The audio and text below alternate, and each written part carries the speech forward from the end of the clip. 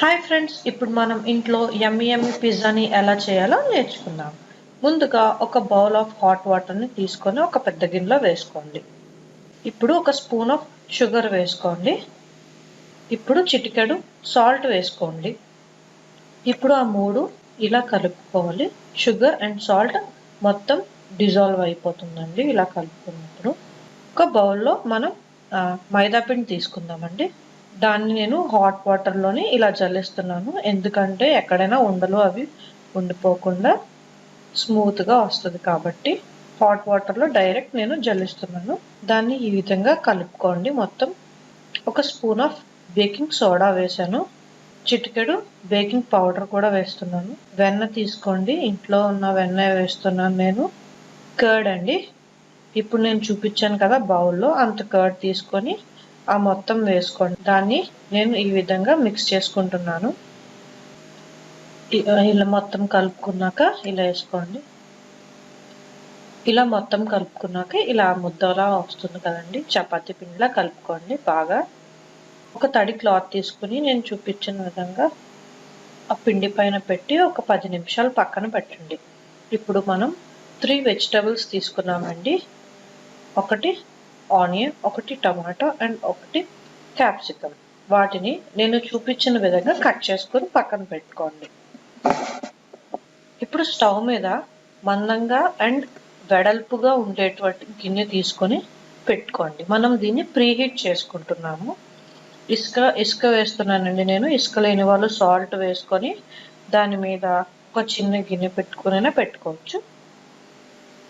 పైన మూత పెట్టి మనం ప్రీహీట్ చేస్తున్నాం. ఇప్పుడు 10 నిమిషాలు ముందు మనం పెట్టుకున్న పిండి తీసుకొని చపాతీ చేస్తున్నట్టు ఇలా నొక్కుతాం మనం. మళ్ళీ తీసుకుని కూడా మనం ఇలా మెత్తగా నొక్కుందాం. వీటిని నేను 2 ముద్దలు చేశానండి. సో మనం 2 పిజ్జాలు చేసుకోబోతున్నాము ఈరోజు. ఈ విధంగా మనం చపాతీ చేసుకున్నట్టు నొక్కుందాము రౌండ్గా వచ్చేదాకా. మరీ పలుచగా చేసుకోకుండా అండ్ మరీ దల్సర్గా కూడా చేసుకోకూడదండి. మనం పిజ్జా ఎందులో అయితే చేసుకోవాలనుకుంటున్నామో ఆ ప్యాన్ తీసుకొని దానికి వెన్న రాస్తున్నానండి నేను. వెన్న లేని వాళ్ళు ఆయిల్ కూడా రాసుకోవచ్చు. మొత్తం రాసుకోవాలి. దాని మీద నేను మైదా పిండి జల్లుతున్నాను, ఎందుకంటే పిజ్జా బేస్ దానికి అంటుకోకుండా ఉండడానికి. ఇప్పుడు మనం చపాతీలా రౌండ్గా చేసుకున్న ఆ పిజ్జా బేస్ని తీసి ఆ ప్యాన్లో పెట్టి చుట్టూ ఫింగర్స్తో ఇలా నొక్కుతున్నాను నేను. దాని మీద ఫోర్క్తో ఇలా నేను చూపించిన విధంగా హోల్స్ చేసుకోండి. ఇప్పుడు నేను పిజ్జా సాస్ రాయబోతున్నాను. ఇప్పుడు పిజ్జా సాస్ లేని వాళ్ళు టమాటో సాస్ కూడా రాసుకోవచ్చండి. ఇది నా దగ్గర ఉంది కాబట్టి నేను రాస్తున్నాను. ఏదైనా బాగానే ఉంటుంది. చీజ్ అండి, నెక్స్ట్ చీజ్ తీసుకొని ఆ సాస్ పైన రాసుకోవాలి.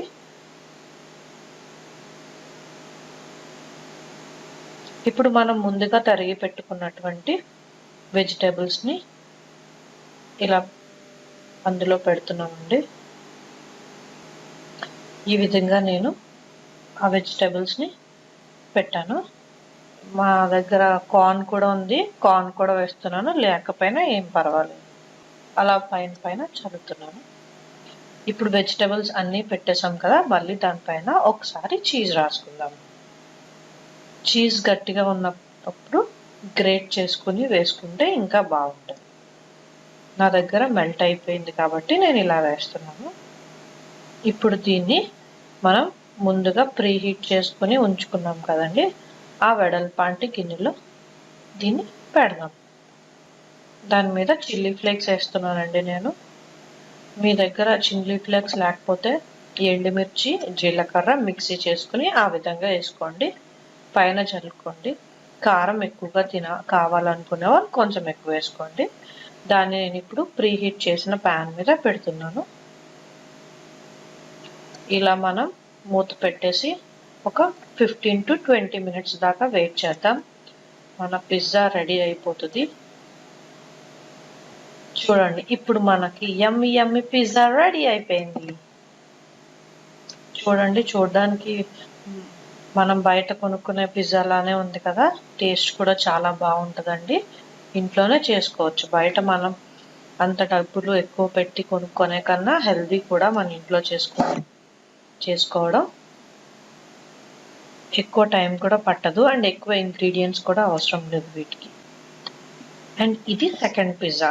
నేను రెండో వండ కూడా చేసి ఉంచాను కదండి, ఇది పెట్టాను. ఇప్పుడు ఆల్రెడీ అది హీట్ అయిపోయి ఉండడం వల్ల ఇది ఒక్కొక్క 10 to 15 మినిట్స్లో అయిపోయిందండి. ఇది కూడా చూడండి ఎంత బాగా వచ్చిందో. టేస్ట్ కూడా చాలా బాగుందండి. చూసారుగా, ఈ విధంగా మనం యమ్మీ పిజ్జాని ఇంట్లోనే చేసుకోవచ్చు, బయటే కొనుక్కొని తినక్కర్లేకుండా. హెల్తీ కూడా అండ్ ఈజీ కూడా. Thank you.